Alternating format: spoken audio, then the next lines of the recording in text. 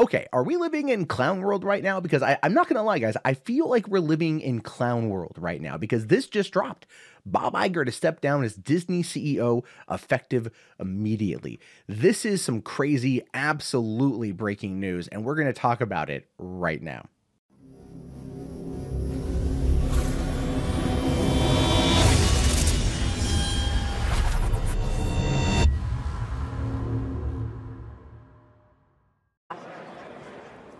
Big news for Disney, announcing a new CEO for the company. Bob Chapek will be the CEO of Disney effective immediately. He most recently served as chairman of the Parks, Experiences and Products Division. Now, Bob Iger, longtime CEO of Disney, will be assuming the role of executive chairman and will direct the company's creative endeavors while leading the board and providing benefit his experience to manage the transition through the end of his contract at the end of December in 2021. Now, Iger had extended his contract numerous times. It now does go through the end of 2021. But in a press release, the Iger saying that with the successful launch of Disney's direct-to-consumer businesses and the integration of 21st Century Fox, he believes this is the optimal time to transition to a new CEO. So Chapek will be taking the helm. He's been at the company for the past 27 years, most recently running Parks, Consumer Products, and the studio. Now, he has been in various roles, and it seems like he's being selected for this role because of his extensive leadership, especially most recently expanding the Parks division into China, overseeing the launch of the Chinese park, as well as expanding the Disney Cruise Line business.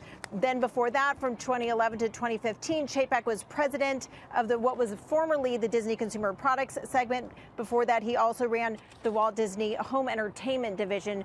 As you just saw from that long clip from CNBC, we know right now that Bob Chapek is currently in charge of all things Disney. And this, according to a lot of very diehard Disneyphiles, is not a good thing. In fact, these are people that were okay with the way Bob Iger was running things, even if they did feel like he was going on a little bit too big of a buying spree. But Bob Chapek is kind of like the worst version of Bob Iger. You know what I mean? If we were going to get another Bob, it had to be the worst one we could get. And here's why, essentially. Now, in that clip, they talk up Bob Chapek. In that clip, they go, oh, he did this. He was running Disney parks. He moved into China. He did all of these things. He ran the home entertainment division. He was a big dude. He was a big, powerful player. It just makes sense, basically, that this guy comes and takes over. And yeah, if you look at where Disney wants to take their business, the answer to that is clearly Bob Chapek.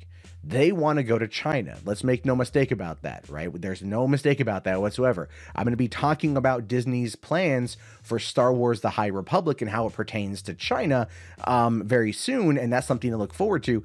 But as we can basically see, China is where Disney wants to go and try to seek its next fortune. We know that they rework movies. They cut out certain scenes from movies in order to fit the Chinese marketplace. We know that they make extra scenes in order to fit and better integrate with the Chinese marketplace. And we know that China has the largest growing middle class of any culture out there, of any country out there. Their middle class is booming, not necessarily lately due to the coronavirus. That's actually put quite a big damper on things, to the tune of costing Disney roughly $175 million in profit loss for having the parks in Shanghai being shut down due to the fear of the COVID-19 virus. So that is unfortunately something that is happening. And I do hope those people get back to work pretty soon, because I don't want anyone to not make money.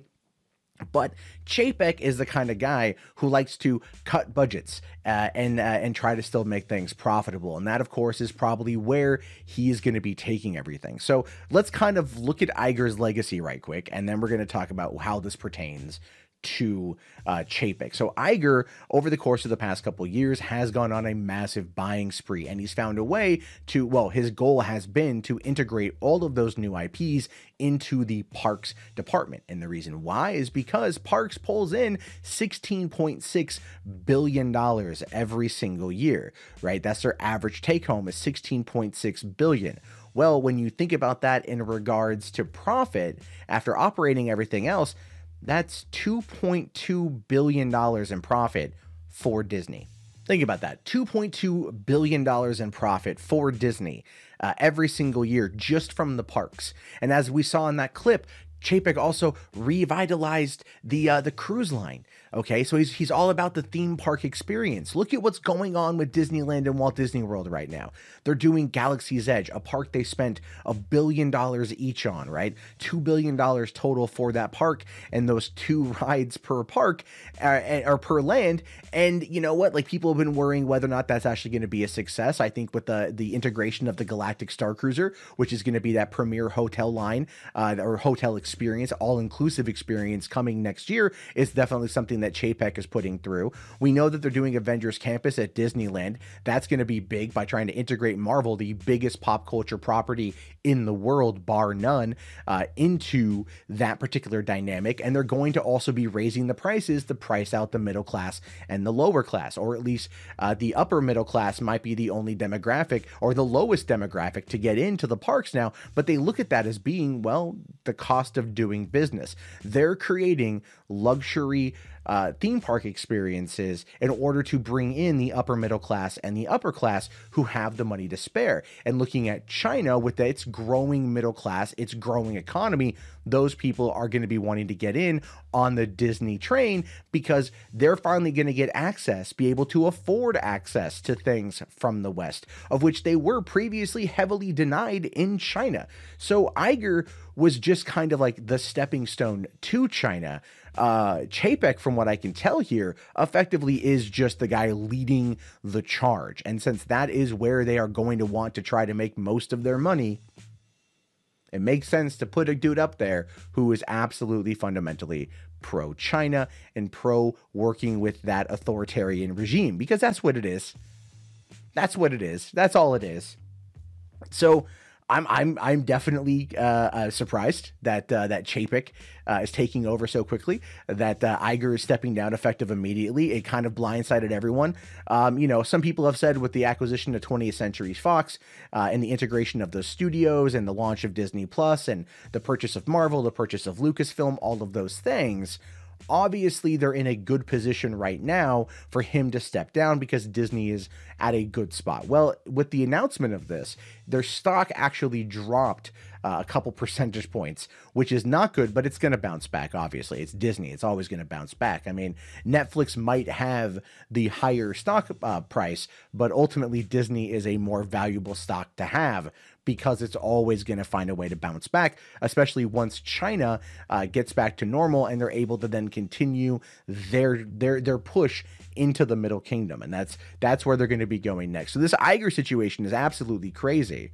It's wild. But my main question now is, what's going to happen to Kathleen Kennedy? Right? That's my main question. Because Star Wars, or I feel like Kennedy was protected by Iger. I think we all can agree that Kennedy was protected by Iger for all of these years, and her contract is up right around the same time his contract expires officially. But with him out of the picture, I mean, who's Bob Chapek, gonna want to take over Lucasfilm? He's not gonna want to re-up Kennedy. I think looking at Galaxy's Edge and the potential concern surrounding its attendance numbers and whether or not it's actually making money or being profitable is something that's going to come into play.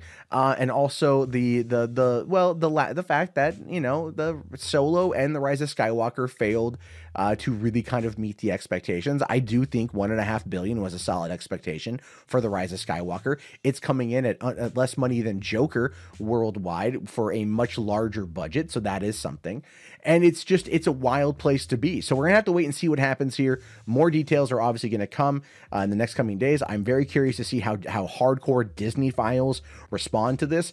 When the person I talked to who does all the park stuff hit me up with this information, he was furious. He was livid because he's like, I hate Chapek. A lot of the Disney insiders hate Chapek, and this is now going to spell some disaster for the company. I'm like, look, man, we survived Michael Eisner. We can survive Bob Chapek, but the question is going to become, how radically different is going to be Disney as a company in the next couple of years? Iger was on a purchasing spree for a long time, dropped a lot of money, billions upon billions upon billions for these properties, and Chapek is the guy who likes to cram those IPs down your throat. So if you think Star Wars is taking a break, Iger ain't there to call it off anymore. If Chapek wants to try to find a way to make it work, he's going to make it work. It's going to be very interesting. I look forward to your thoughts and your commentary. Let me know down in the comments below. I will talk to you guys later.